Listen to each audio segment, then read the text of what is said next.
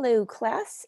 So this week we are talking about listening, note-taking, and memory. I know the idea of listening is a little bit odd, especially in a 100% asynchronous class, but is something that we definitely want to cover because in most cases still the traditional class taking pattern is to go in person, or at the very least, as we're doing now, we have a lot of those hybrid classes where you might be checking in, you have real-time video conferencing where the instructor is lecturing in real time. And so you do have to employ a combination of good listening skills along with good note-taking skills. So this is something, all of these areas are something that we have in common. And what's interesting is, at least when I went through my K through 12 years, this is not something that was typically covered in the curriculum. From what I've heard from students throughout the last few years or so, this is something that they've started to cover more and more, especially in high school and a bit starting in middle school as well. So I'm glad to hear that. Um, Even still, it may not be something that you are used to doing on a regular basis. And so it's definitely worth re-reviewing, even if it's something that you have been practicing, or maybe you know about them, these concepts, certain strategies that have been introduced to you, but um, you haven't quite figured out what works best for you. And everybody is different.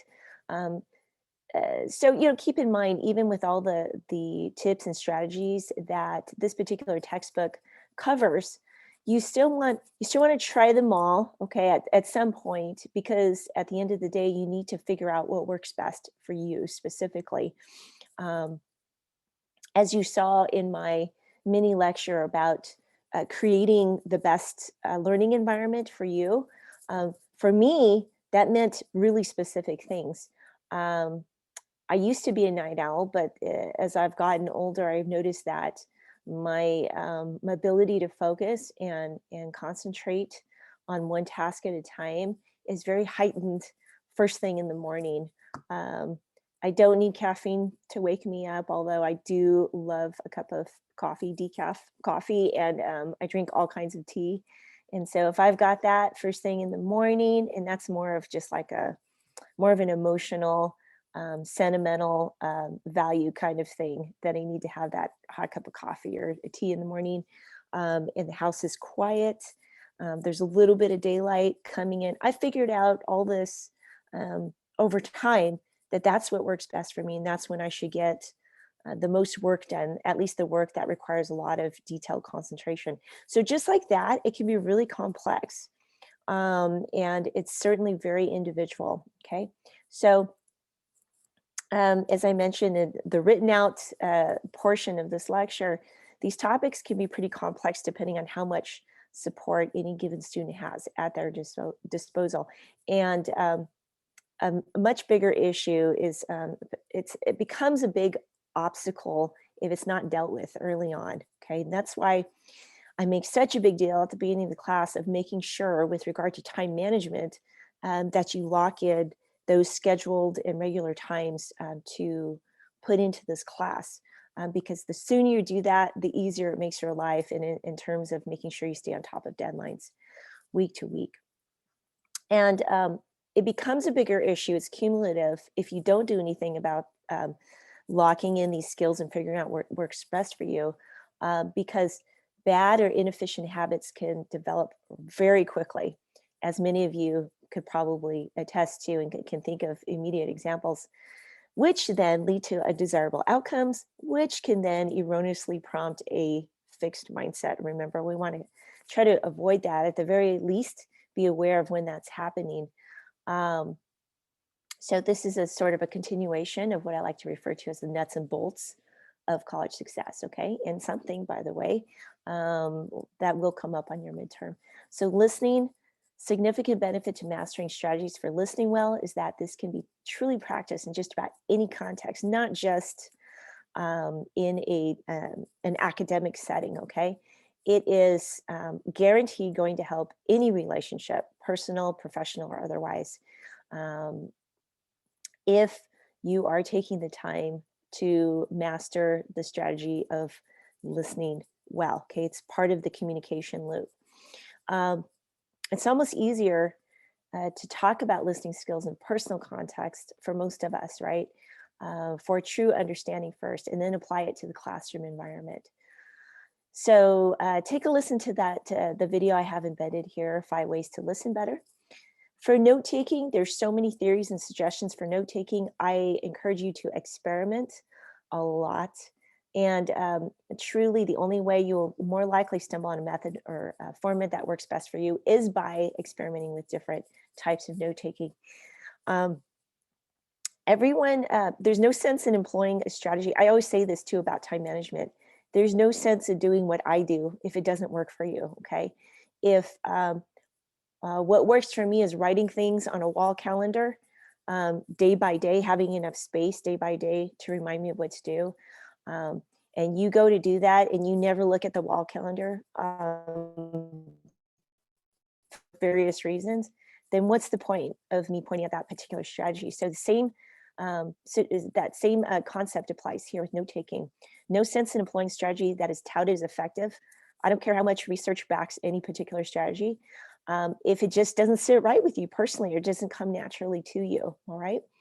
So everyone has different learning styles, intelligences, and preferences, and as you were exposed to in the previous week's discussions. That translates to everyone having distinct preferences here too, note taking. There's nothing wrong with this idea, but there is no way you'll know what works for you and what doesn't without jumping in and actually trying them all until you go, okay, this works best.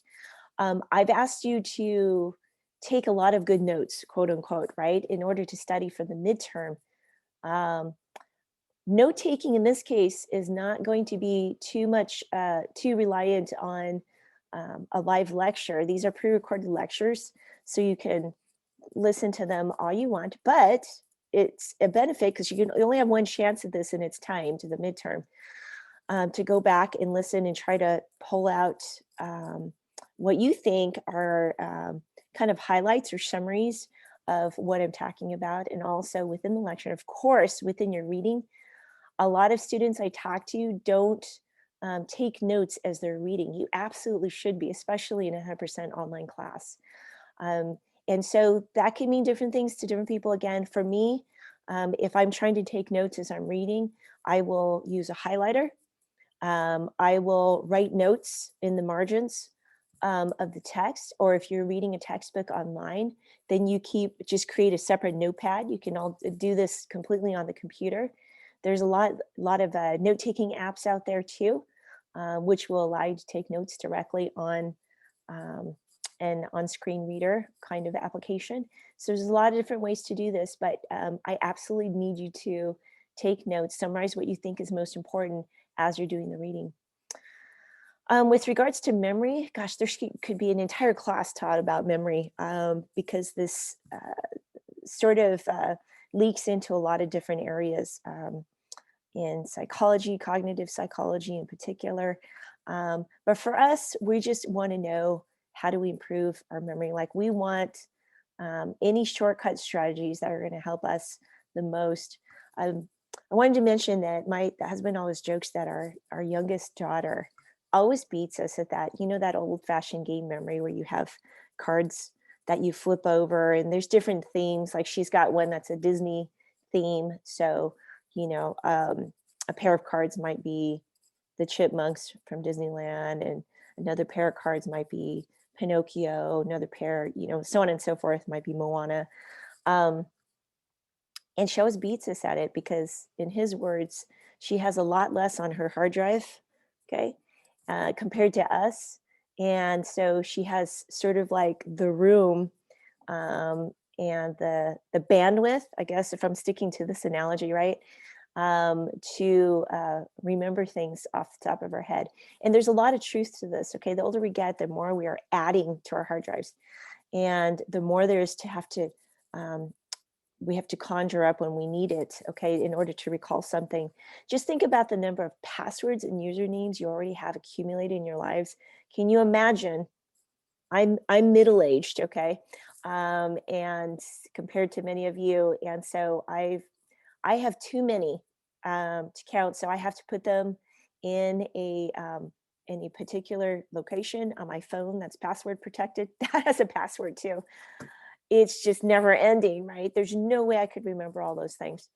I can't imagine not writing everything down. Okay, well, old school writing, new school is putting it in my phone, in a notepad. I would be completely lost. I would have to constantly do the forget my password link every time. So, fortunately, in this section of your text, it is focused on memory in the context of school only. And experts say that you want to remember things in smaller chunks, if at all possible. Okay, this is the best way to commit items to one's long-term memory. That's one strategy, is to chunk it down as much as you can. Okay, instead of trying to remember, um, 25 separate things. Let's say you did the reading in this chapter and you pulled out 25 things you think are important to remember. Okay, not only for the exam, but what's more important to me is to be able to take this and apply it beyond this class. Instead of having 25 individual items to remember, what you should try to do is go back and chunk them into um, larger categories. Okay, so of those 25, maybe I don't know, 7 of those things fall into the memory category. Okay, and then 8 of those things fall into note taking, so on and so forth. Okay, because it's a lot easier to remember 3 things versus 25 things, even though psychologically you're probably thinking, well, there's still 25 bits of information. um, but if you compartmentalize it so that you chunk it down a little bit more, it'll be easier to digest and to pull up when you need it. So, and though there won't be too many occasions in college when students will have to rely on rote memory only, being able to do so is a useful stepping stone to more meaningful processing and understanding concepts. And there's a little quiz here that I embedded. You could take just for fun. You don't have to, in order to answer the prompts this week. And I think that's all I wanted to cover this time. If you have questions, you know where to ask.